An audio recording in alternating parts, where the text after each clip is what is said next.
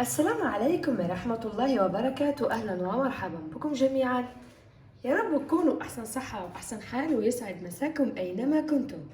النهاردة إن شاء الله نقول لكم على وصفة جميلة جدا ما فيهاش أي تعب وما فيهاش أي مشكلة خالص. هو الصمغ العربي أو اللبان الذكر.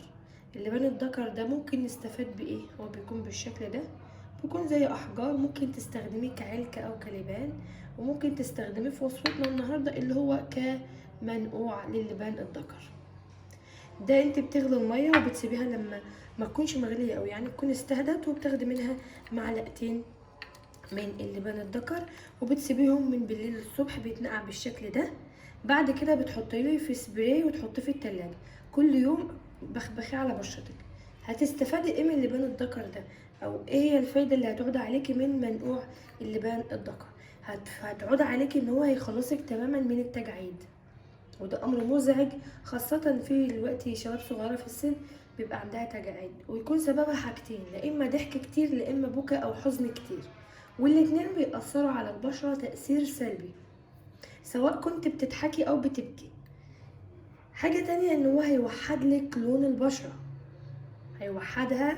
في ناس من بتبقى محجبة ما بتنزل طبعا الشارع بيكون تحت الحجاب لون وعلى الوش لون تاني، ده كمان هيخلصك منها.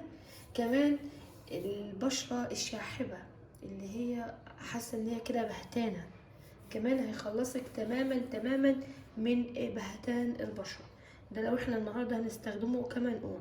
ممكن كمان تستخدميه كبخور، وده هنعمله في فيديو منفصل ان شاء الله.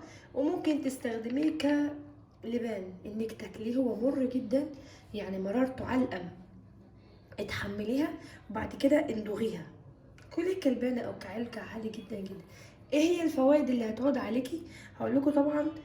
احنا اتكلمنا معاه على المنقوع، هنتكلم النهارده دلوقتي اول وقت حاليا عن الفوائد اللي هتعود عليكي من منقوع اللبان الذكر بالشكل ده. فوائده بقى كتيرة جدا. اول حاجة انه بيعمل على تعزيز صحة الهضم، لانه طبعا بيحتوي على الياف قابلة للذوبان. كمان بتساعد على ضبط حركة الامعاء وتعزيز صحة الجهاز الهضمي. كمان بيوقينا من الامساك والاسهال الانتفاخ، وده في حد ذاته حاجة جميلة جدا. ممكن قلت لكم تمضغوا تاكلوه عادي، تمام. كمان بيعزز صحة الجهاز المناعي، لانه بيحتوي على الياف تعمل على تعزيز المعدة وبتقيها من البكتيريا. البكتيريا طبعا الامعاء دايما بيكون داخلها بكتيريا، بتقينا كمان من البكتيريا اللي داخل الامعاء. كمان بتعزز الجهاز المناعي للجسم بشكل كبير. بتحد من ارتفاع الكوليسترول، وزي ما احنا عارفين في الجسم ممكن يكون في كوليسترول ضار وفي كوليسترول نافع، فهي بتحد او بتخفض نسبة الكوليسترول في الدم. بتحافظ على صحة القلب والأوعية الدموية والشرايين. التهاب الحلق، بتخلصنا من السعال ومن تهيج الطبقة المخاطية بالفم والحلق.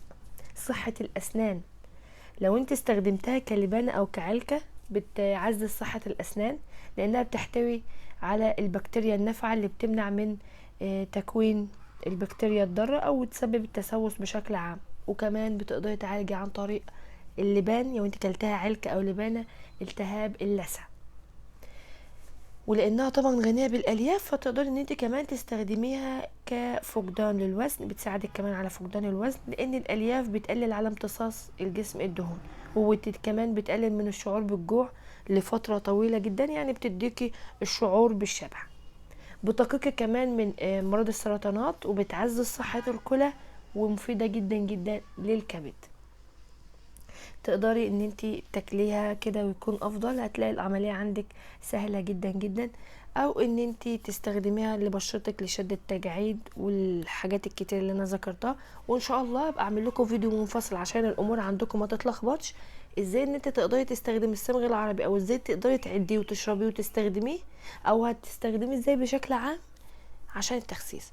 يا رب اكون قدرت افيدكم ولو بجزء بسيط. متابعيني الكرام، لو بيعجبكم فيديوهاتي وصفاتي او اي حاجه بنزلها بشكل عام ما تنسوش باللايك والشير والسبسكرايب.